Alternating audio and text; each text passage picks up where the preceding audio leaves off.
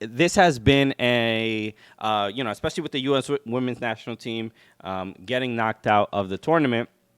There's just now the storylines begin. Obviously, a lot of people weren't happy with Vlatko. A lot of people weren't happy with the players. And we know when it comes to World Cups and players getting older, there's obviously going to be a new generation involved. But then the question now that a lot of people are asking is who should coach the U.S. women's national team in the future? Big question. And, a lot of times for the last 12 years, we've generally had Jill Ellis was at the helm. Yep. Winning World Cups. No, there's nothing to really complain about, even though some people were still complaining, even though they were winning. But now the question begins: who should coach this team? And our homie Doug McIntyre, who was on the show about 2 weeks ago, put his 10 coach candidates, and we're looking at the list on the screen. So if you had to pick one. Yeah, I mean, mean, we really don't have that much time before the show's over. Yeah. Some of the names, obviously, that are here. Obviously, Jill Ellis, Serena Wiegman, the coach of England, Pia Sundhage, who also coached the U.S. already. But a couple of interesting names: Laura Harvey, who I believe has worked with you. I think she was an assistant before. Somebody correct me if I'm wrong. I think she was an assistant with the U.S. women's national team in the past. Also, Steve Harvey's daughter dated Future. No, right, yeah. I'm hearing no. It's a different. It's a great backstory. Casey Stoney, who's the coach for okay, the San pick Diego one. Wave. Pick one. You don't have to name them all. They can look it up. The one that is probably the most experienced with the U.S. women's national team already feels like Laura Harvey is like next in line. Yeah, but also like young, 43 years old. Yeah.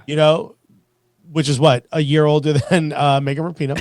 Love you, Megan. But I like Emma Hayes a lot. She's the coach of Chelsea, and just a very big personality. And obviously, Chelsea, one of the best women's coaches in the world right now, and truly, I just love her personality and character. Where it's just like there's a lot of passion. It seems to be a lot of accountability. To me, it's a healthy balance, and I'm basing it on like the games I've seen and I'm watching, the Women's Super League and all this other stuff.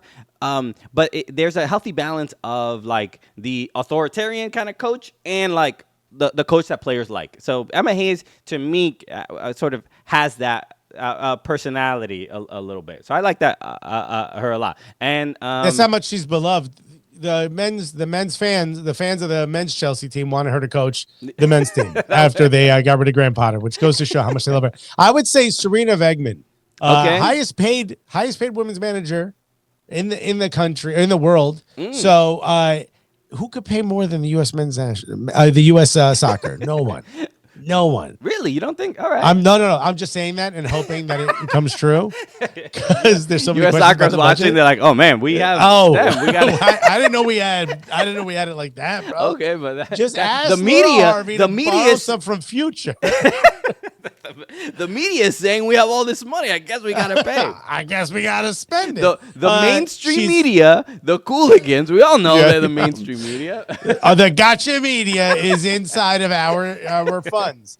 She's won each of the last 2 European titles that are tournaments that she's been a part of, obviously with the Netherlands and then with England. Absolutely incredible. She's only lost one of her 27 major tournament matches all time as a coach.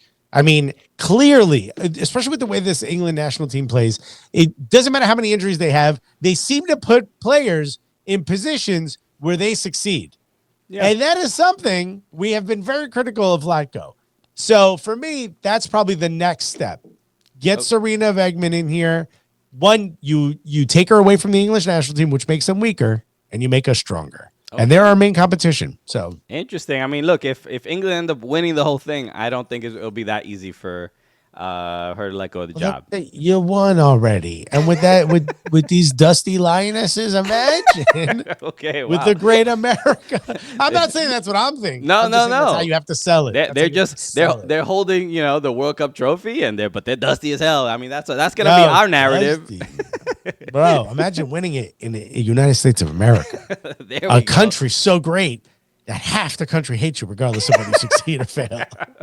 Okay, we got. I mean, it sells itself. We You know, got something different to offer. It's incredible. All right, bro. So no, it'll be interesting because I think in the next few days we'll probably maybe after the World Cup we might hear of a change in leadership for U.S. soccer for on the women's side.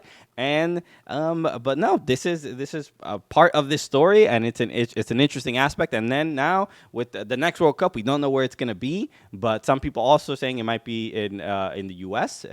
Possibly, or like or similar to U.S., Mexico, Canada. They might try to That do would be something huge. like that. That would be huge. So we shall see. I think this is a very interesting and transformative time for U.S. women's soccer, but we're excited to see it.